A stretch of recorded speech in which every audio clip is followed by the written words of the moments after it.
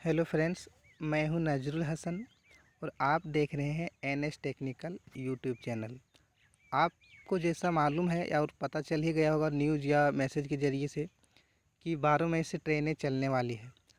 तो क्या ये ट्रेनें कुछ ही शहरों के लिए चलेंगी या पूरे ऑल इंडिया रूट पे चलेगी? अगर चलेगी तो इसकी बुकिंग कहाँ से करना है? ऑनलाइन बुकिंग होगा या काउंटर पे बुकिंग होगा? ये सारी बातें मैं आपको इस वीडियो में बताने वाला हूँ। क्या आप इस ट्रेन से ट्रेवल कर पाएंगे या नहीं कर पाएंगे, किसके लिए ट्रेन चला रही है, ये सारी बातें मैं आपको इस वीडियो में बताने वाला हूँ। तो वीडियो में आप बने रहेंगे, स्किप नहीं करेंगे वीडियो को, ताकि आपको सारी बातें मालूम चल सके।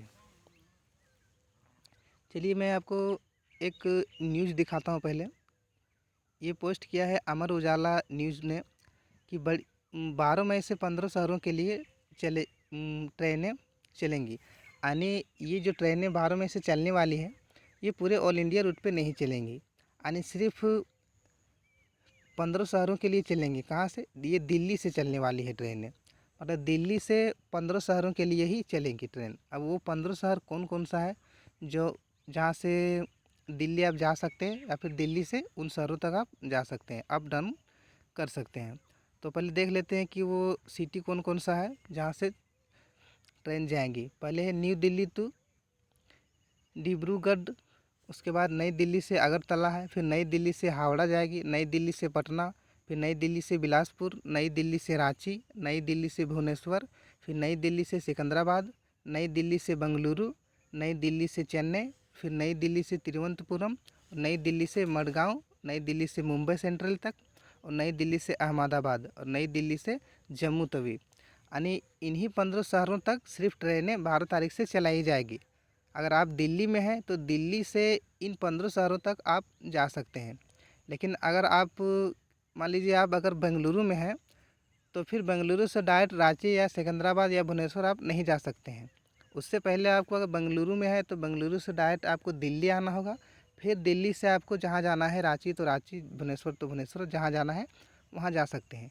डायरेक्ट ट्रेनें नहीं चलाई जा रही है, सिर्फ दिल्ली से अलग शहरों में जाएगी जो ये लिस्ट में है, और फिर उन शहरों से दिल्ली आएंगी। तो ये बात हो गया कि कहाँ से कहाँ चलेगी। अब इसकी बुकिंग आपको कैसे करना है। इन ट्रेनों की बुकिंग काउंटर पे नहीं होगी, यानी रेलवे स्टेशन पे बुकिंग आपको नहीं मिलेगा। रेलवे स्टेशन पे बुकिंग काउंटर बंद रहेंगे। तो फिर ये आपको आज यानी 11 तारीख से शाम 4 बजे से IRCTC की वेबसाइट से बुकिंग आपको करना है, यानी ऑनलाइन बुकिंग होगी।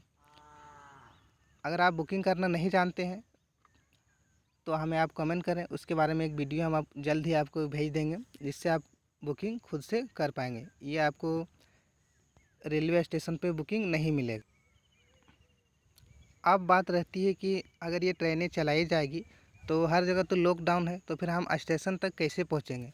तो इसके बारे में इस न्यूज़पेपर ने जो लिखा है कि सरकार ने अभी यह साफ़ नहीं किया है कि ट्रेनों में जाने वाले यात्री रेलवे स्टेशन तक कैसे पहुँचेंगे, क्योंकि यह रेलवे की तरफ से या फिर गवर्नमेंट की तरफ से ये नहीं कहा गया है कि आप रेलवे स्टेशन तक कैसे आएंगे। इसके बारे में जल्द ही गवर्नमेंट अपडेट देगी तो मैं आपको जल्द ही बता दूंगा। उसके बाद आगे जो है वेटिंग सफ़र नहीं, यानी अगर आप बुकिंग करते हैं ऑनलाइन और आपको वेटिंग आ जाता है तो फिर आप ट्रेवल नहीं कर पाएंगे।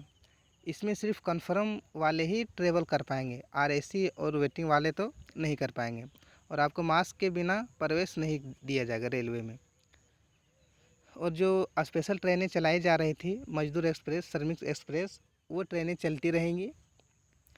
उसके बीच में यह दिल्ली से 15 शहरों के लिए चलाई जा रही है। स्टेशन पर घुसने से पहले आपकी स्क्रीनिंग की जाएगी, आपकी जांच की जाएगी, तभी आपको एंट्री मिलेगी।